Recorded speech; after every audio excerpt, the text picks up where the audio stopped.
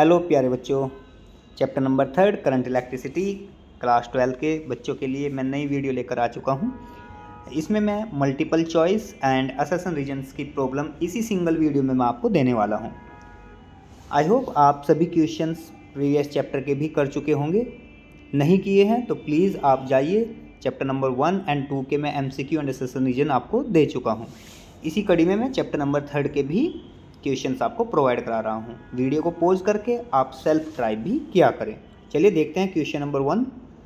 Question number 1, every atom makes a free electron in copper if 1.1 ampere current is flowing in wire of copper having 1 millimeter diameter, then the drift velocity will be okay, density of copper wire given है आपको, atomic weight given है। तो सबसे पहले तो हमें formula ही पता होना चाहिए, और फॉर्मूले से पहले हमें ये पता होना चाहिए कि गिवन क्या है। गिवन है आपको करंट, गिवन है आपको कॉपर डेंसिटी एंड गिवन है आपको डायमीटर, वायर का डायमीटर। ये सब आपको गिवन है यहाँ पर। अब फॉर्मूला क्या लगाएंगे? I is equal to current का फॉर्मूला होता है NEAVD। I is equal to NEAVD। VD find out करना है तो VD इज इक्वल टू हो जाएगा I upon NEA। I upon NEA। अब एरिया हम कहाँ से निकालेंगे? एरिया निकल जाएगा पाई आर स्क्वायर से, और E की value charge of electron 1.6 into 10 की पावर माइनस 19 कुलाम होती है। N फाइंड आउट करना पड़ेगा, और करंट हमें ऑलरेडी गिवन है। करंट की वैल्यू है 1.1 एम्पियर, राइट। चलिए N को निकालना मैं आपको सिखा देता हूँ, बाकी कैलकुलेट आप करिएगा। तो N देखते हैं किस प्रकार से निकाल सकते हैं। तो number of electron, N small n होता है number of electron per unit volume, जिसको हम नंबर 4 डेंसिटी के नाम से भी जानते हैं।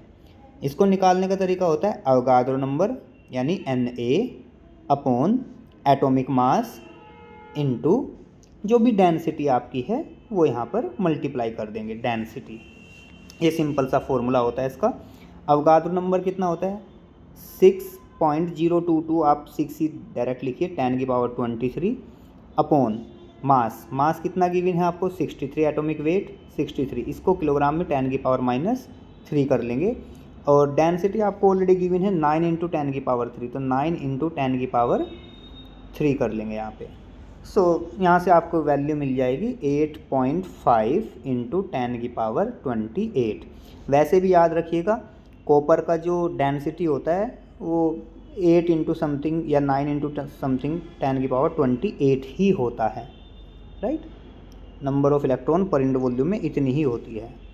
तो आप इसकी वैल्यू रखिए फॉर्मूले में, और जैसे ही आप वैल्यू रखेंगे तो आप को आंसर मिलेगा 1 इंटू 1.1 मिलीमीटर पर सेकेंड ड्रिफ्ट वेलोसिटी, मिलीमीटर पर सेकेंड, ये आपका आंसर आ जाएगा। चलते हैं नेक्स्ट क्वेश्चन की ओर। The resistivity of iron is 1 into 10 की पावर माइनस 7। रजिस्टिविटी गिवन है, okay. Rho is equal to, ये आपको गिवन है रजिस्टिविटी ओम मीटर में। Resistance of the iron wire is particular length and thickness of 1 metre, आपको resistance भी given है 1 metre. If the length and diameter of the wire both are doubled, length भी double कर दिया है और diameter भी डबल कर दिया है उसका, then the resistivity in ohm metre will be. देखिए रजिस्टिविटी हमारी डिपेंड ही नहीं करती, रजिस्टिविटी लेंथ और एरिया पर डिपेंड नहीं करती। Resistance depends on length and area, right, L/A होता है, but resistivity does not depends on, ये डिपेंड नहीं करती। तो रजिस्टिविटी सेम ही रहेगी। कितनी रहेगी? आंसर इसका आप डायरेक्ट बता सकते हो, जितना इसका पहला रजिस्टिविटी थी वो सेम ही रहेगी, 1 इंटू 10 की पावर माइनस 7 ओम मीटर। चलते हैं क्वेश्चन नंबर 3 की ओर। तो A is the right option. Question number 3, it is easier to start a car engine on a hot day than on a cold day. कह रहे हैं गर्मियों के दिनों में इंजन को स्टार्ट करना ज़्यादा आसान होता है सर्दियों की अपेक्षा। This is because the internal resistance of car battery, क्योंकि इंटरनल रजिस्टेंस जो होता है कार बैटरी का वो बढ़ जाता है, घट जाता है, आपको बताना है एक्चुअल में होता क्या है इस दौरान। तो देखिए मैं आपको बता देता हूँ बच्चों, गर्मियों के दिनों में टेम्परेचर बढ़ा होता है, टेम्परेचर बढ़ेगा तो जो रजिस्टिविटी होती है वो भी इंक्रीज़ हो जाती है, राइट। रिलैक्सेशन टाइम डिक्रीज़ होता है और रजिस्टिविटी इंक्रीज़ हो जाती है। रिलैक्सेशन टाइम डिक्रीज़ हो जाता है, मैं फिर से बोल रहा हूँ, तो टो जो होता है वो रजिस्टिविटी के अपोजिट होता है। तो अब इसका आंसर आप खुद भी बता सकते हो, increase with rise in temperature. ऐसा इसलिए होता है क्योंकि टेम्परेचर बढ़ जाता है, राइट। तो थर्ड का बी इसका सही आंसर रहेगा। नेक्स्ट क्वेश्चन नंबर 4 की बात कर लेते हैं।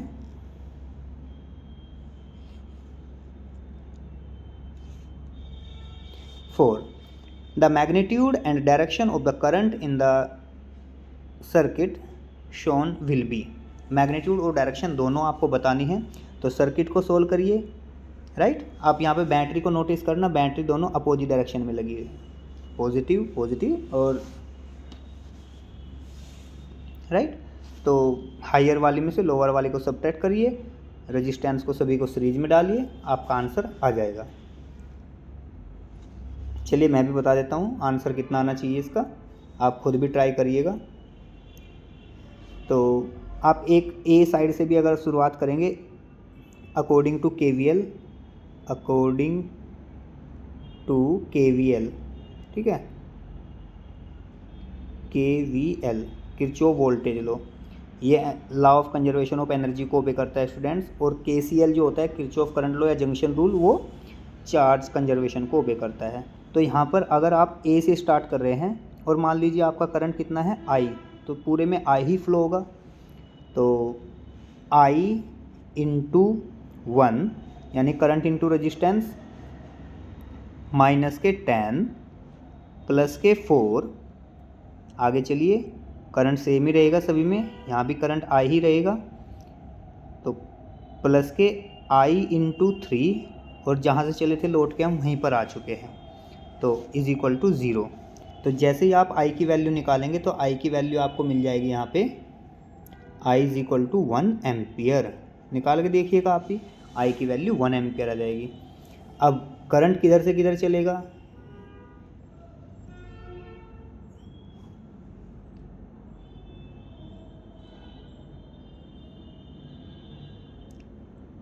आई होप आपने सबने देख लिया होगा करंट किधर से किधर चलने वाला है। तो करंट चलेगा आपका A टू B, राइट। तो यहाँ पे आंसर आ जाएगा इसका डी ऑप्शन, ठीक है, A से B की ओर चलेगा current.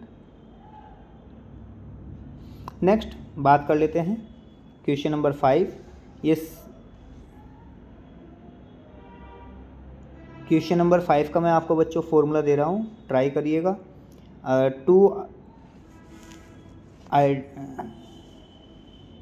To identical cell send same current in 2 ohm resistance, ठीक है, 2 आइडेंटिकल सेल हैं और 2 ओम का रेजिस्टेंस उनका इंटरनल रेजिस्टेंस है।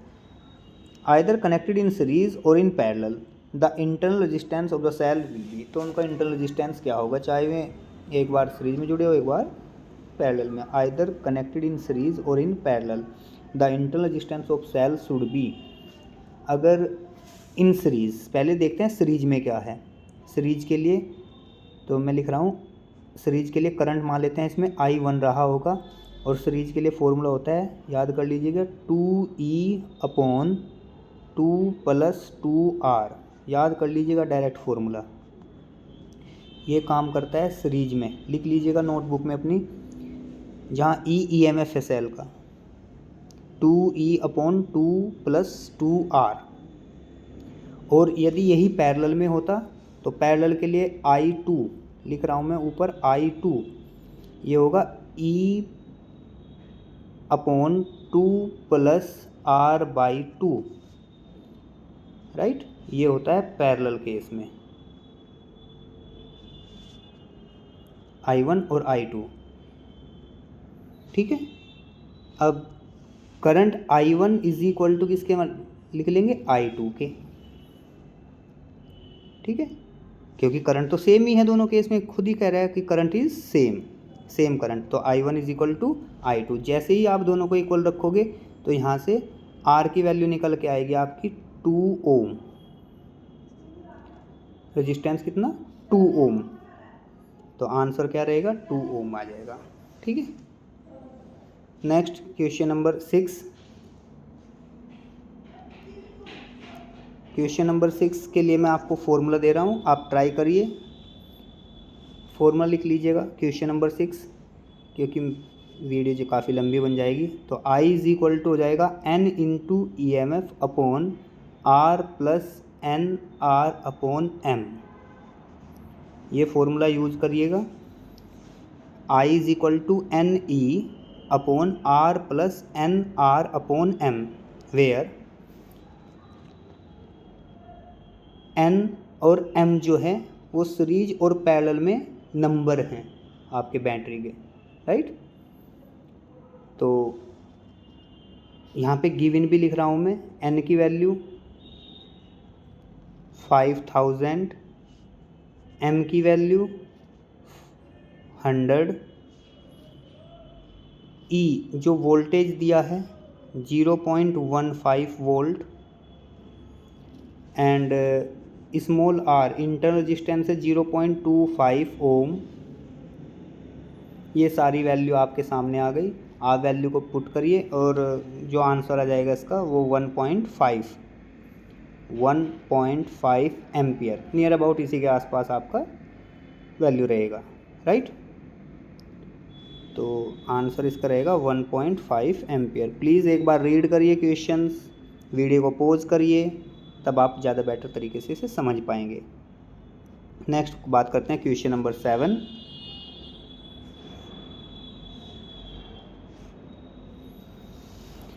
To batteries, one of 18 volt and internal resistance 2 ohm, the other of the 12 volt and internal resistance 1 ohm. Okay, दो battery दी है, वोल्ट मीटर में कितना वोल्टेज होगा, तो यानी आपको इफ़ेक्टिव EMF बताना है। अगर कभी भी इफ़ेक्टिव EMF दो सेल का इस प्रकार से बताना हो, जहाँ दोनों सेल जैसे यहाँ कनेक्टेड है कुछ इस प्रकार से लगे हों, तो आपको फॉर्मूला लगाना है E1R2 plus E2R1 upon R1 plus R2। E1 EMF of the first cell, E2 EMF of the second cell, electromotive force, R1 and R2 are the internal resistance of respective cells, right. आप जब इन्हें रख के value find out करोगे तो आपका answer यहाँ पे निकल के आ जाएगा 20/3। चेकआउट कर लीजिएगा, सॉरी 14 वोल्ट का आपका आंसर यहाँ पे निकल के आएगा। नेक्स्ट क्वेश्चंस की बात करते हैं। Question number 8, internal resistance of the two cells shown in the 0.1 ohm and 0.3 ohm.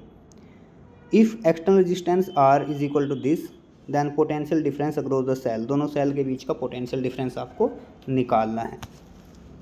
तो चलिए देखते हैं कैसे आप पोटेंशियल डिफरेंस यहाँ से मेजर कर सकते हो। किरचॉफ का लॉ ही आपको यूज़ करना पड़ेगा यहाँ पे। तो किरचॉफ्स का लॉ, अब यहाँ पे पहले आंसर भी देखिए, B will be 0, A will be 0, A and B will be 2 volt, A will be greater than 2 volt and B will be less than 2 volt. ये इसका आंसर बनाने पड़ेंगे आपको कुछ इस प्रकार से। देखते हैं कौन सा आंसर इसका मैच होता है हमारा। तो अप्लाई किरचॉफ लॉ, किरचॉफ्स का लॉ लगाते हैं, ठीक है। प्लस बैटरी का प्लस माइनस कनेक्टेड है, तो बैटरी के दोनों EMF डायरेक्ट जुड़ जाएंगे यहाँ पे। तो 2 वोल्ट प्लस 2 वोल्ट, प्लीज़ ध्यान रखना बैटरी का पॉजिटिव नेगेटिव और पॉजिटिव नेगेटिव, तो बैटरी लगी है सीरीज में, जब सीरीज में लगी होती है तो EMF डायरेक्ट सीरीज में ऐड हो जाते हैं आपस में, right.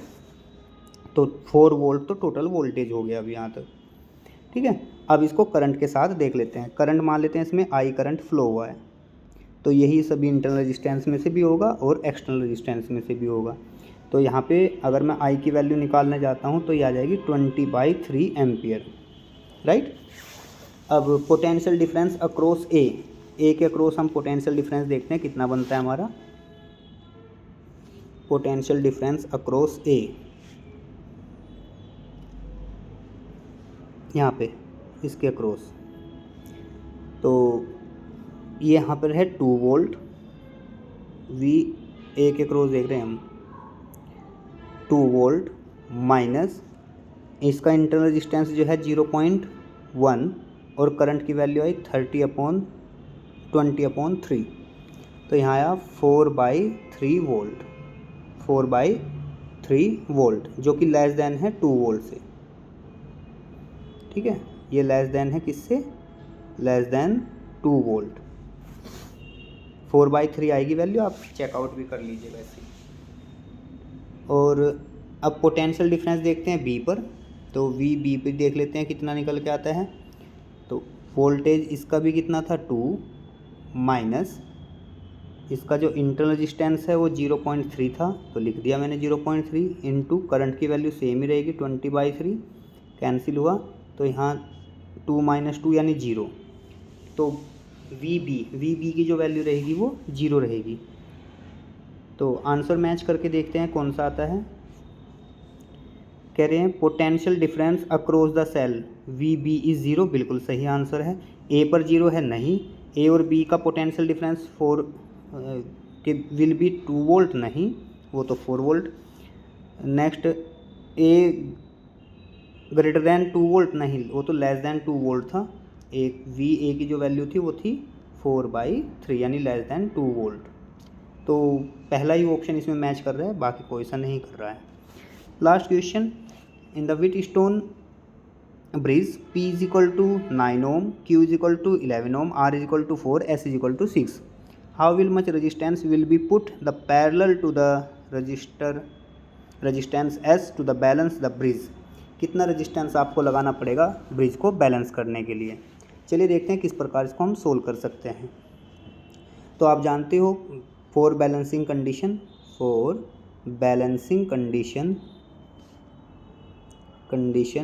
P/Q is equal to R/S, और बैलेंसिंग कंडीशन किसे कहते हैं? जब गैल्वेनोमीटर में कोई डिफ्लेक्शन ना हो, अर्थात गैल्वेनोमीटर से कोई करंट फ्लो ना हो रहा हो, तब ये कंडीशन फुलफिल होती है। मैं मान लेता हूँ कि क्योंकि इसने कहा है कि S पर कितना लगाना पड़ेगा, तो S को S' मान लेते हैं, S को S' मान लेते हैं, राइट। तो सबकी वैल्यू पुट कर देते हैं यहाँ पे। P की वैल्यू है 9/Q की वैल्यू है 11 और R की वैल्यू है हमारी 4 और इसे मान लेते हैं S'। ठीक है, तो S' की वैल्यू निकाल लेते हैं जो भी रहेगी। तो S' इज इक्वल टू, ये जब आप इसको सोल्व कर रहे होंगे तो ये वैल्यू S' की वैल्यू आ जाएगी आपकी 44/9। मैं ये पहले ही सोल्व कर चुका बच्चों, तो इसलिए मैं आपको बता पा रहा हूँ 44/9, राइट। ये S' की वैल्यू इतने ओम आएंगे S', यानी पर S पर ऑलरेडी पहले ही कितना था वो भी देखिए 6 ओम था, तो हमें तो रेजिस्टेंस बताना था कि कितना ऐड करना है उसके ऊपर, राइट। तो आपको करना क्या है, मैं इसे रफ कर देता हूँ एक बार। S जो हमारी पहले से वैल्यू थी 6 ओम, S' जो नया आया बैलेंस करने के लिए जो हमें चाहिए था वो था 44/3 ओम, तो हमें कितना ऐड करना पड़ेगा S पर ये निकालना है। तो मान लेते हैं हमें S + R करना है, तब जाके S' बनता है। तो R की वैल्यू निकाल लीजिए, सिंपल सा। ठीक है, तो इसका आंसर आ जाएगा 26.4 यानी option C is the right option here, right. अब मैं अससन रीजन पर आपको लेकर जा रहा हूँ। मैं चाहता हूँ कि आप ये अससन रीजन खुद से ट्राई करें और आप नीचे कमेंट बॉक्स में अपने आंसर भी मुझे दे सकते हैं, राइट। चलिए चलते हैं अससन रीजन की ओर। ये है अससन रीजन हमारे। क्वेश्चन नंबर 1 आप रीड करें, वीडियो को पॉज करें और देखिए क्या आंसर होना चाहिए। आप मुझे कमेंट बॉक्स में बताइए कि इसका आंसर क्या होना चाहिए था। आप स्क्रीनशॉट भी ले सकते हो। ये अपकमिंग बोर्ड एग्जामिनेशन के लिए बहुत इंपॉर्टेंट क्वेश्चंस होने वाले हैं, तो आप प्लीज़ प्रैक्टिस करिए और सैम्पल पेपर, प्रीवियस ईयर के पेपर भी करते रहिए। अगर आप चाहते हो कि मैं इन असेसन रीजन के आंसर दूं तो आप कमेंट बॉक्स में बताइए मुझे। Thank you, have a nice day.